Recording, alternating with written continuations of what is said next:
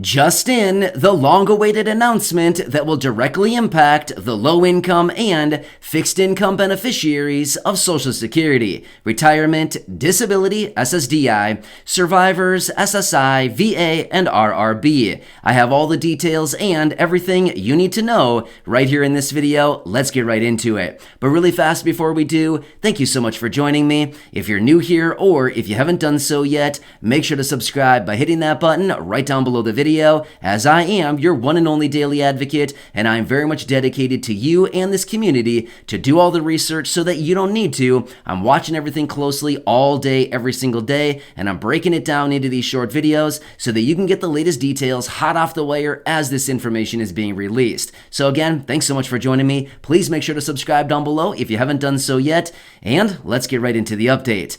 All right, so now this is some good news for those people who are low income and the fixed income beneficiaries that I mentioned just a minute ago. Now, some new information has just leaked out of the administration before the official announcement. Now, because I'm watching everything very closely all day, every single day, sometimes we get juicy details just like this prior to the official announcements, and I'm very excited to share it with you in these videos because, like I said, that is my dedication to you, and I want to make sure that you're getting all the information as soon as this stuff is being released. So, let's talk about the details that were just released and what is actually going to be announced here probably within the next day or two. But you're getting it here first, so remember that. All right, anyway, let's get into this and talk about this. Now, here's the deal. Going forward, there was actually a very key deadline coming up at the end of the day on Friday. So the 15th is the Friday, this coming Friday. At the end of the day, there was going to be something very big expiring. The Public Health Emergency Declaration, right? This was going to be expiring at the end of the day on Friday. This was actually going to immediately cut off benefits for a lot of people who are low income, fixed income beneficiaries. It was not going to be a good situation.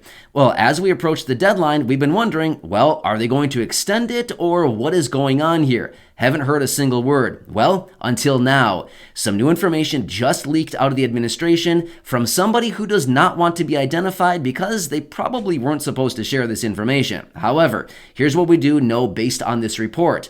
Now, this just came out, and this person with insider information has indicated they will be extending the Public Health Emergency Declaration because COVID cases are spiking right now at an average of about 30,000 cases every single day, which actually is very low considering just a couple months ago we were over 1 million cases every single day. But as a result of COVID cases starting to tick up a little bit again right now, 30,000 cases and counting every single day, they're going to be extending the Public Health Emergency Declaration for another 90 days. This is going to bring us to about mid-July. Give or take a couple days, it should bring us to about July 15th. Again, give or take a couple days, but it should be around July 15th is when the new extension will bring us out to. So this is actually some really good news. So, as I mentioned previously in other videos, here's the deal.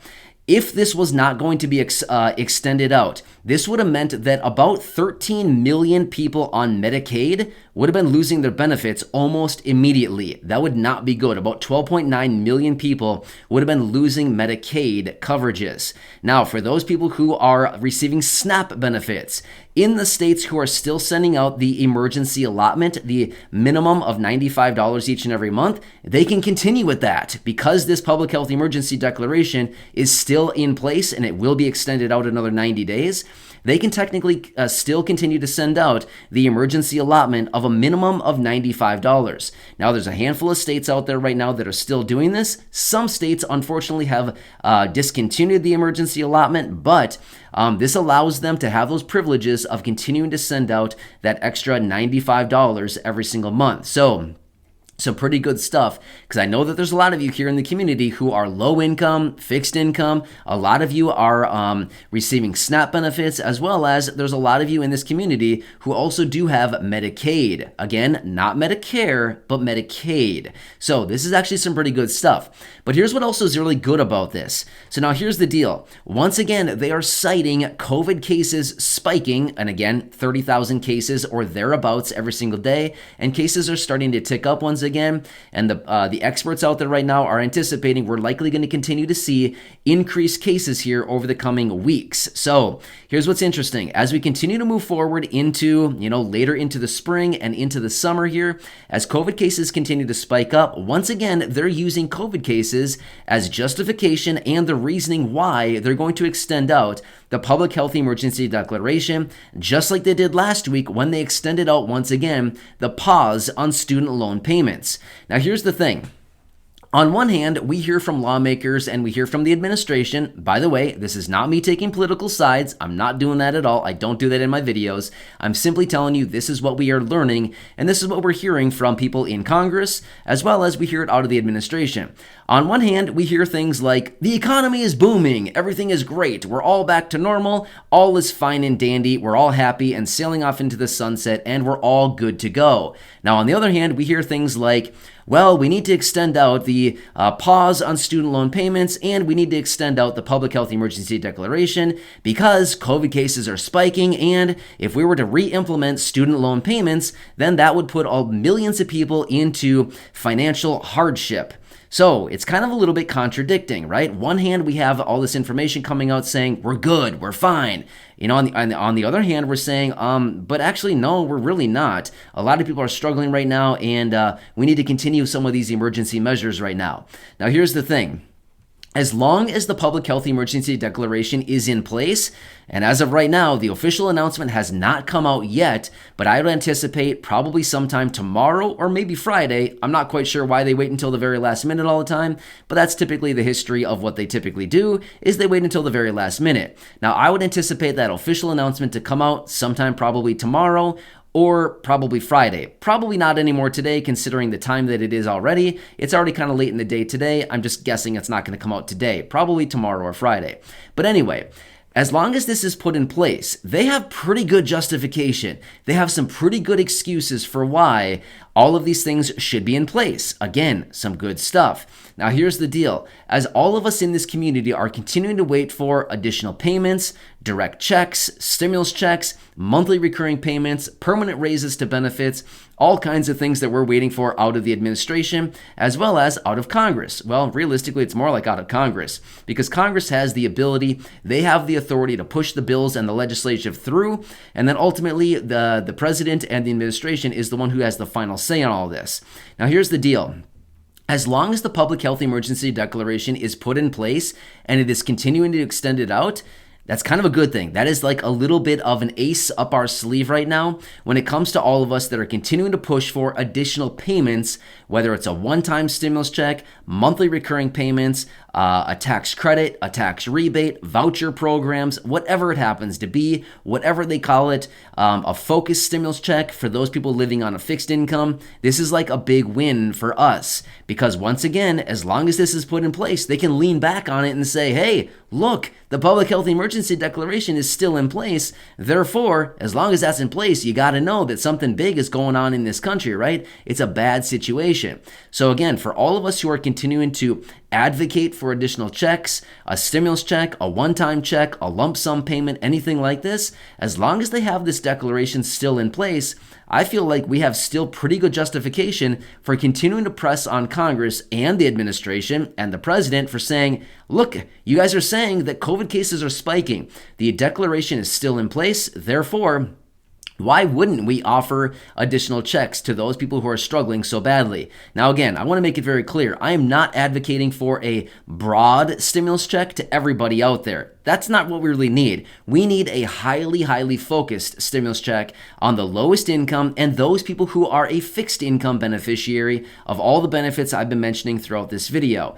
Now, again, if we were to send out a, say, $1,400 or $2,000 stimulus check to, say, 170 million households or 200 plus million people like we did last time, that would really increase inflation like we've already been dealing with right now. However, I am a huge advocate for a direct payment and a very highly focused payment for the people who really need it right now. And honestly, even monthly ongoing checks of anywhere between about $250 to about $400 a month would be absolutely critical right now and be really beneficial for a lot of people. So I'm a huge advocate for for that, but sending out checks in the amount of $1,400 or $2,000 for all the people like who are high income or, earning $100,000 or $80,000 a year right now, I honestly don't think that's what we need. We certainly don't need that. It's the people who are maybe $40,000 of income and less. These are the people who really need the checks, right? A big one-time lump sum payment followed up by ongoing monthly checks, that's where the money needs to flow. Forget about all the high-income people. They don't need it. Forget about them.